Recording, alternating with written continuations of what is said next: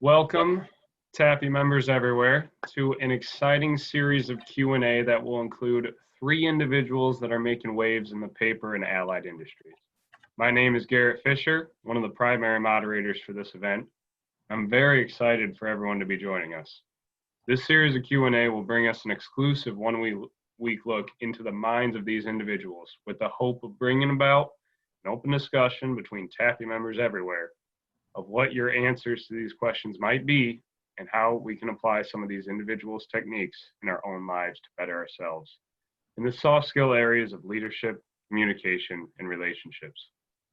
During the event week, 5 separate Q&A videos with a designated speaker that week will be revealed on TAPPI Connect, where all members can then join in on a moderated discussion about each question, the answer, and how it relates to your life until the end of the week.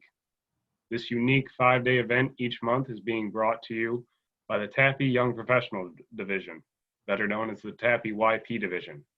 This week's guest is a YP that has already garnered much respect within his current paper mill in North Carolina for his unique leadership skills and handling of difficult situations.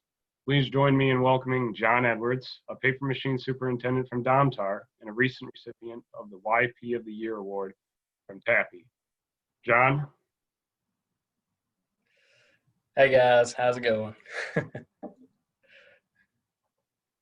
So John, the first 3 questions I have for you are specifically dedicated to learning more about your unique leadership skills and how they have helped you move into a leadership role so early in life. Kicking off this series of questions, I want to focus on a unique situation that I believe helped you foster some of your unique leadership skills. Specifically, when you found out that the machine you had been put in charge of was to permanently stop running shortly after you took the leadership position. Knowing that the end was coming in this situation, what tactics have you found most useful when trying to motivate individuals? So I would say the first thing that is really important for you to kind of get right in certain situations like that is you absolutely have to know your people. Because what's important to me may not be important to other people, may not be important to your machine tender, might not be important to your back tender. So you have to figure those things out. You have to understand what makes them tick and what drives them. And NC2 was kind of a unique operation in that we had at our mill we had 2 machines. We had NC5, which was by far the largest machine, and then NC2. And it only ran Monday through Friday, and we normally had the weekends off.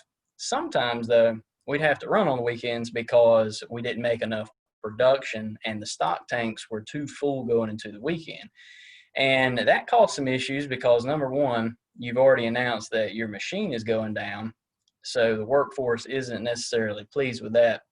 And you only had 3 shifts. So what that meant is these people that were working 5 days would then just have to start working 7 days. And so for us, the most important thing was we needed to cram every single ton off the machine as possible. So that way we had the best shot of not having to work that weekend and kind of keep that morale up.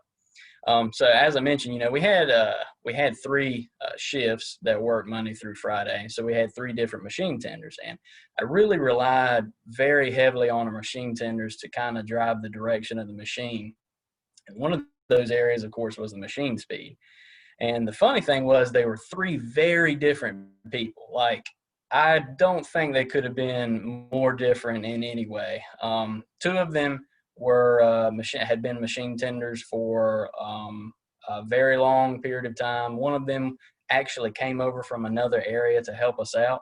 And like I said, they were just very different individuals. But as I got to learn them, learn their personalities, understand, what's important to them, I found out that 2 of those guys really just kind of prided themselves on doing a really good job and making every single ton possible that they could. And when I first got over there, the question I kept getting asked was, how fast do you want to run?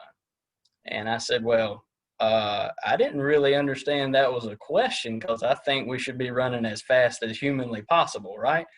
And that was fine for the 2 guys. In fact, they they felt like, some chains had been taken off of them. And so they were able to speed the machine up. And between those two shifts, they actually kind of competed a little bit to see who could make the most tons for those two shifts. But the third machine tender was very different from them in that he felt like the faster he ran, it would just cause issues for him because maybe he felt like the machine wouldn't be as stable, or he would just cause himself more issues in the long run, having machine breaks and things like that. And so for him, what really motivated him was he just wanted time off. Like he wanted his weekends back to spend with his family and things like that. And so, there was a lot of things in the mill that we can't control. Like we can't control if the other machine goes down and the stock tanks, the levels in them continue to grow and things like that. But we could control how many tons we made. And so just sitting down and having a conversation with him and saying, look, we can control how many tons we make. And every single ton that you make on this machine is a ton closer to getting you out of the door on Friday. And so for him, his motivation was completely different. He didn't really care ultimately how many tons we made, but in the core over the course of time, he did end up caring because he understood that if he made the maximum amount of tons possible, it gave him the best shot of being able to spend that weekend with his family.